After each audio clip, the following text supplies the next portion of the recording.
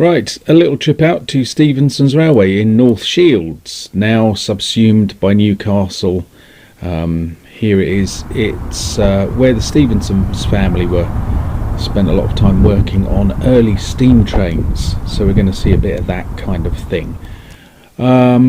This is the sort of place it is. It's chock-a-block with all of that kind of stuff. Just a couple of stills to give you an idea of what we've got.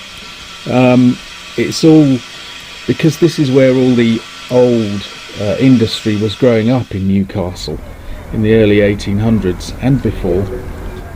It's kind of remained that way, even though British industry has changed in character, shall we say. Anyway, there's a man in a high-vis jacket. You can't go far without one of those guys performing wonders.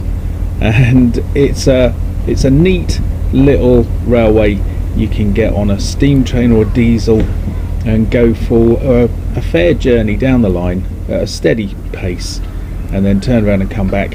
It's wonderful. What a great way to spend a Sunday morning, basically. And there's a fine shunter. I do like shunter. I'm a steam train fan, but when it comes to these little powerful shunters, I go weak at the knees. Anyway, so we're having a look round. And they've got a little museum with some displays and some trains, and of course the man with the high-vis jacket turns up again. What a fine fellow he is. But watch this.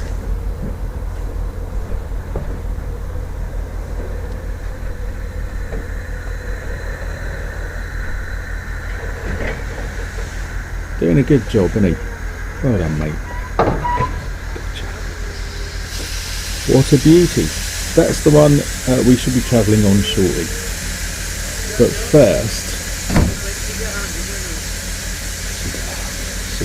a very quick look around the museum. There's it's small, but they've crammed a lot in. So this is only a tiny section, otherwise we'd be here all day.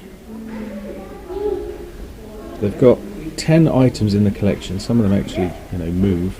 I think this one goes out and about. This was Concept Iron Company number 5 from 1883, and it's a lovely train with a gorgeous finish. But this is another one of those things that gets me very excited.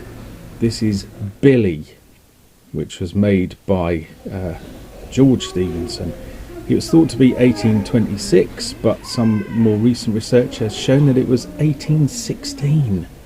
How early is that? Third oldest surviving loco in the world. And it was built about 4 miles away from this site, so you can see it's very relevant. It was built at Westmore Workshop, which was part of the Killingworth Colliery. Built by George Stephenson. It was built to what was then his standard gauge of, and I've written this down, 4 for 8.5 inches. Fair enough. And it was built 13 years before Stephenson's rocket.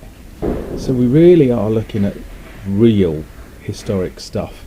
I've got a few little working models for the model railway of trains of this kind of breed, shall we call it, which I might show one day. Although the railway's been taken apart, I'll put a little loop together. And also recently, Hornby brought out Stephenson's rocket, which fortuitously I acquired for my birthday, and it runs like a dream. Anyway, look at this, look at that footplate. Simple stuff, and it's just fantastic. I'm kind of dwelling on it, to be quite honest. I did a little film of one of these oldies, a reconstruction, running at Beamish, and I got the wrong name. I apologise to everybody. I'll go back to Beamish and double check and get some more footage of it running. But anyway, here we are with a very early Stephenson's locomotive. Just take it in and enjoy.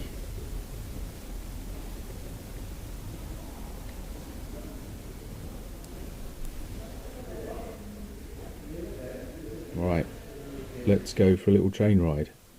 Obviously this isn't all of it, I'm just showing you the bits where there's a lot of noise and a lot of activity.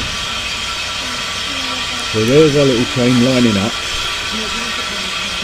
It'll be a little while before we can get on. It gets moved out to the platform, and then away we go.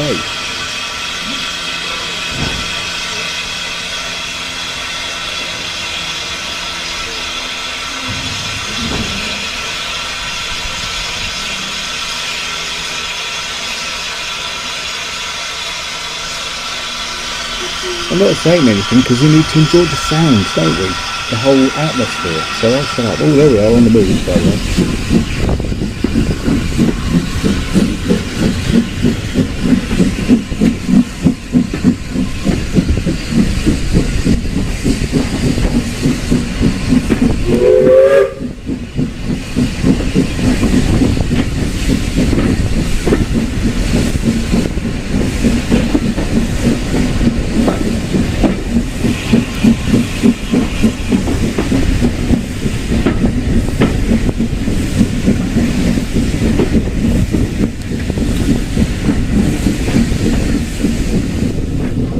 This is a pathetic shot really, but there in the background, ancient Victorian terraces. How appropriate.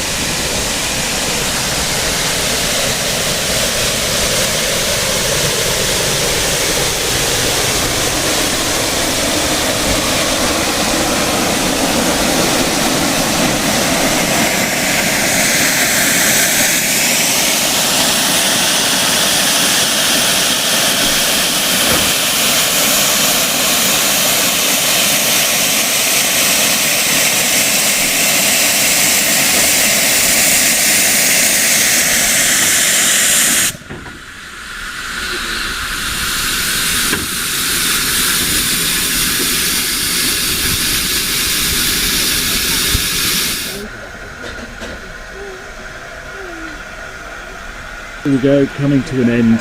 It is a wonderful place with wonderful trains and marvellous staff. Go there if you can.